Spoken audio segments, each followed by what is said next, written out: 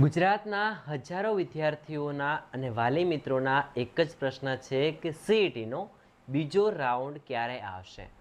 સીઈટીનો પ્રથમ રાઉન્ડ આવી ગયો, ચોઇસ ફિલિંગ થઈ ગયું અને ઘણા વિદ્યાર્થીઓને શાળાઓ પણ મળી ગઈ। જેમને શિષ્યવૃત્તિ માટે એપ્લાય કર્યું હતું એમને શિષ્યવૃત્તિની ફાળવણી પણ થઈ ગઈ।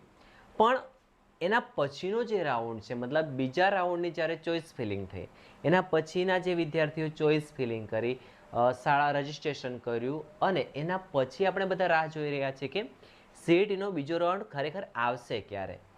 વિદ્યાર્થીઓ અને વાલી મિત્રોને ખાસ હું જણાવી દઉં કે મિત્રો, હું પણ એક શિક્ષક છું અને શિક્ષક તરીકે મારી પાસે જે માહિતી આવે છે એ તમારા સુધી પહોંચાડું છું। હાલમાં સીઈટીના બીજા રાઉન્ડ માટેની કોઈ અપડેટ નથી, પણ તમારા જે પ્રશ્ન આવે છે, વોટ્સઅપમાં મેસેજીસ આવે છે, ફોન આવે છે, એટલા માટે હું અત્યારે વિડીયો બનાવી રહ્યો છું।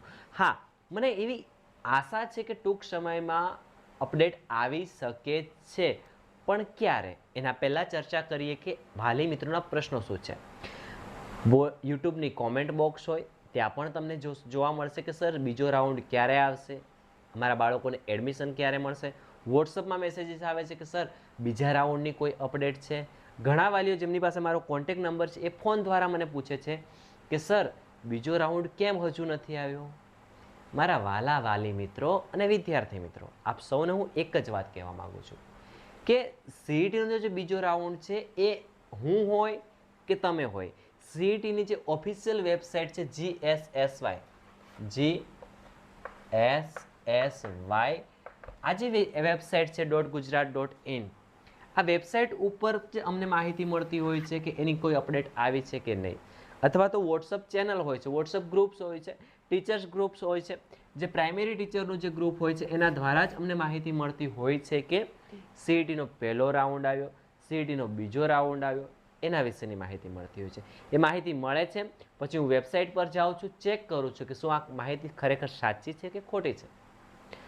મતલબ કે મને જે માહિતી મળે છે એ માહિતી હું વેબસાઇટ પરથી મેળવી અને પછી તમારી સાથે શેર કરું છું। પણ અત્યારે તમે ચેક કરશો કે હું ચેક કરીશ તો GSSY પર સીઈટી બાબતે કોઈ જ અપડેટ આવેલી નથી।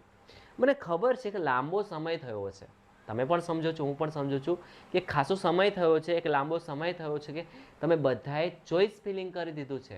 પહેલા રાઉન્ડમાં ચોઇસ ફિલિંગ કરી દીધું હતું, પહેલા રાઉન્ડમાં નામ નથી આવ્યું અને હવે આપણે બધા રાહ જોઈને બેઠા છે કે સીઈટીનો બીજો રાઉન્ડ આવે અને આપણને કંઈક અપડેટ મળે, તમારા બાળકને જલ્દી એડમિશન મળે એવું હું પણ ઈચ્છું છું।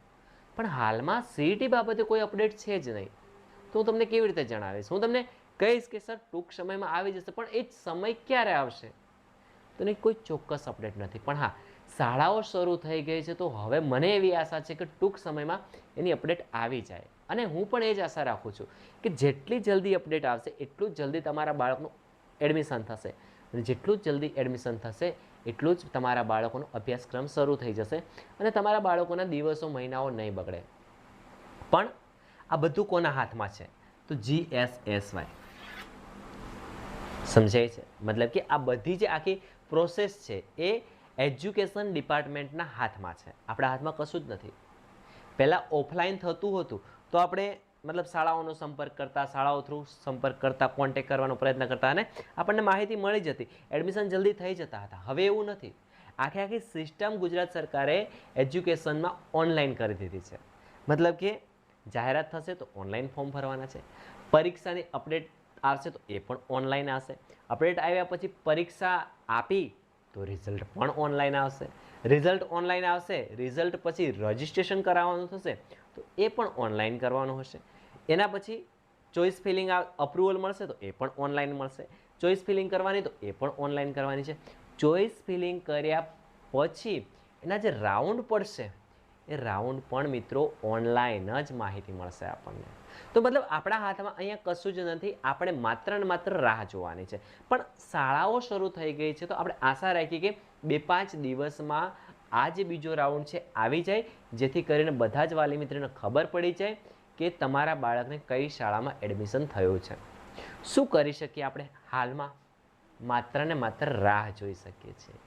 ફરિયાદ કરીશું તો કોને કરીશું? સમજાય છે? હું પણ તમારા જેમ જ એક સામાન્ય વ્યક્તિ છું, મારી પાસે આ બધી જ ડિટેલ્સ વેબસાઇટ થ્રુ આવતી હોય છે. ઓકે, એટલે કદાચ મારી પાસે જલ્દી માહિતી આવી જાય તો હું તમારા સુધી પહોંચાડી દઈશ.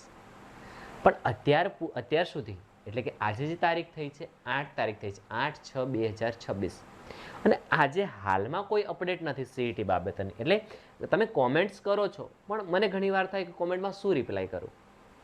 એક કોમેન્ટ કરું તમારો બીજો મેસેજ આવે, વોટ્સઅપમાં મેસેજ કરો છો તમે તો રિપ્લાય આપી દઉં છું, મને સમય મળે છે. ઘણા વાલીઓના ફોન આવે છે પણ કદાચ હું ઉપાડી નથી શકતો અથવા રિસીવ નથી કરતો. મિત્રો ખાસ કહું છું માફ કરજો મને, કેમ કે તમારા જેમ બીજા ઘણા બધા વાલી મિત્રોના ફોન આવતા હોય છે અને બધાને કદાચ રિપ્લાય આપવા શક્ય નથી હોતા સમયસર. ઓકે, અને પ્રશ્નો પણ ઘણા હોય છે.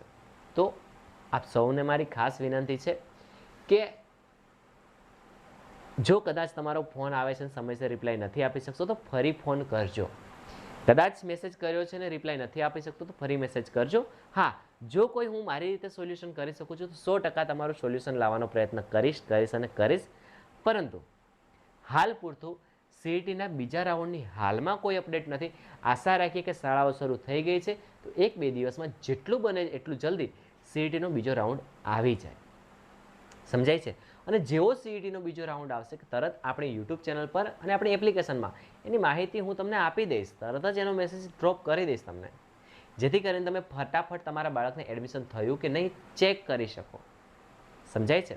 અને ગુજરાત સરકારને પણ મારી તો વિનંતી છે કે આવી રીતે ક્યારે એક્ઝામ લેવાય છે, જાન્યુઆરીમાં એક્ઝામ લેવાઈ હતી સીઈટીની અને હજુ સુધી તમે બાળકોના એડમિશન પ્રોસેસ નથી કરી શકાયા. મતલબ વાલીઓ ત્યારના રાહ જોઈ રહ્યા છે કે મારા બાળકનું હમણાં નામ આવે, હજુ પણ નથી આવી રહ્યું. મિત્રો, ગુજરાત એજ્યુકેશન સાથે જે અધિકારીઓ સંકળાયેલા છે એ તમારા સંપર્કમાં હોય અથવા તમારી શાળાના આચાર્ય હોય એમના થ્રુ રજૂઆત કરાવો કે હજુ કેમ અપડેટ નથી આવી. શાળાઓ સર વાલીઓના પ્રશ્નો આવે છે કે સર અમે એડમિશન લઈએ કે ના લઈએ. એક વાલીનો આજે સવારે મેસેજ હતો કે સર અમે શું કરીએ, અમારા બાળકના ચોપડાઓ લઈએ કે ના લઈએ, અમને શું કહેવાનું. સમજાય છે? મતલબ કે હજારો વિદ્યાર્થીઓ સીઈટીની રાહ જોઈને બેઠા છે કે અમારા બાળકનું એડમિશન કન્ફર્મ થાય. સમજાય છે?